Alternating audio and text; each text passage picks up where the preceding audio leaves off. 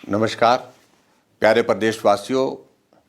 Corona virus से संबंधित हम काफ़ी अरसे के बाद आप सबके बीच में अपनी बात कहने के लिए आज उपस्थित हैं।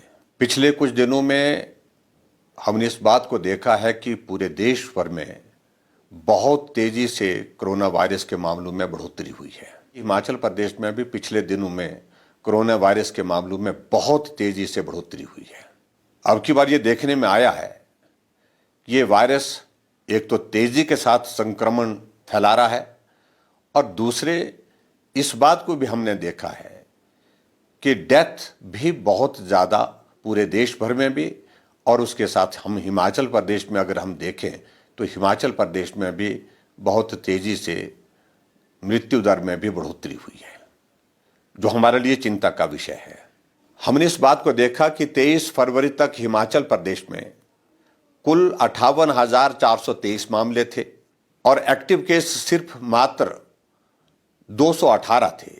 और हिमाचल प्रदेश में उस वक्त तक 23 फरवरी तक जो मृत्यु हुई थी जिन लोगों की, वो आंकड़ा 982 था और 10 अप्रैल को ये आंकड़ा पहुंच करके जहां 58,423 मामले 23 फरवरी को थे, बढ़ करके 69,114 हो गया और एक्टिव केस जहां हमारे 218 थे 23 फरवरी को, वो बढ़ करके 5,223 हो गए और मृत्यु जो 23 फरवरी 2021 को मात्र 982 थी, वो बढ़ करके 1,102 हो गई, जो हमारे लिए बहुत बड़ी चिंता का विषय है। हम इस बात को भी देख रहे हैं कि पिछले 45 दिनों में जो नए मामले हिमाचल प्रदेश में आए हैं उनकी संख्या 10,691 है और उसके साथ जो मृत्यु जिन लोगों की हुई है 45 दिनों में 120 लोगों की मृत्यु हुई है, जो हमारे सबके लिए चिंता का एक विषय है। और ऐसी परिस्थिति में मुझे लगता है कि बहुत ज़्यादा सावधानी बरतने की आवश्यकता है।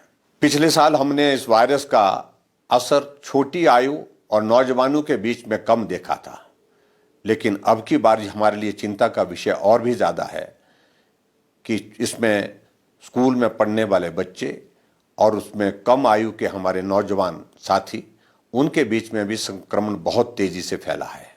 ऐसी परिस्थिति में हमें अब बहुत बड़ी सावधानी के साथ काम करने की आवश्यकता है।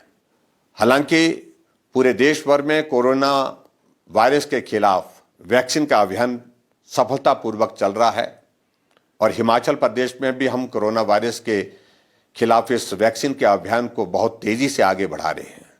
लेकिन वैक्सीन उपलब्ध होने के पश्चात भी हमको वही सावधानियां गंभीरता के साथ लागू करने में सहयोग करना चाहिए, चाहे वो स्वयं अपने ऊपर है, चाहे वो साथ में हमारे समाज के ऊपर है।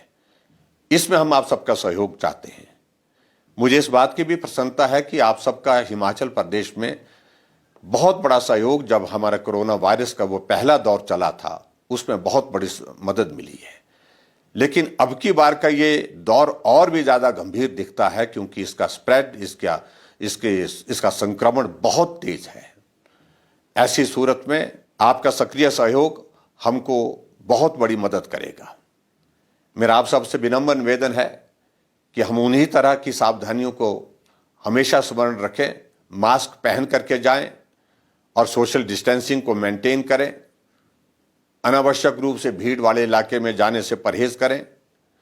इन सारी बातों को फिर से हम अपने ऊपर भी लागू करें और जहां आपको लगता है कि समाज को भी प्रेरित करने के लिए कुछ कहने की या कुछ करने की आवश्यकता है, उसमें भी आगे बढ़ करके आप काम करें।